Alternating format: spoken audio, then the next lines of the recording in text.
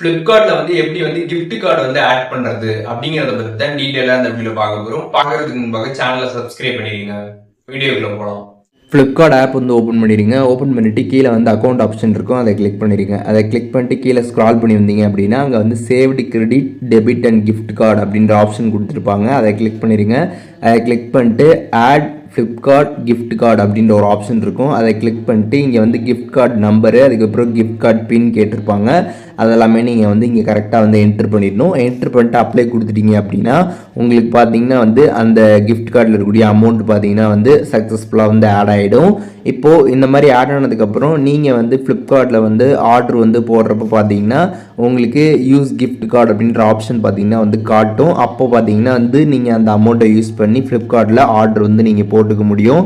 And அதுக்கப்புறம் Flipkart மினிட்ஸ்லையுமே நீங்கள் order போடுறீங்க அப்படின்னா அந்த டைம்லையும் பார்த்தீங்கன்னா உங்களுக்கு இந்த யூஸ் கிஃப்ட் கார்டு அப்படின்ற ஆப்ஷன் பார்த்தீங்கன்னா இந்த பேமெண்ட் பேஜில் வரும்.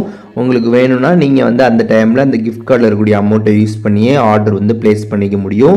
ஸோ இப்போது இந்த கிஃப்ட் கார்டை எப்படி ஆட் பண்ணுறது அப்படிங்கிறது தெரிஞ்சிருப்பீங்க. அண்ட் அதுக்கப்புறம் இதை எப்படி யூஸ் பண்ணுறது அப்படிங்கிறதுமே தெரிஞ்சிருப்பீங்க. இதில் எதுவும் உங்களுக்கு டவுட் இருந்துச்சு அப்படின்னா கமெண்ட்ஸில் மென்ஷன் பண்ணுங்கள். நான் எல்லாருக்குமே ரிப்ளை பண்ணுறேன்.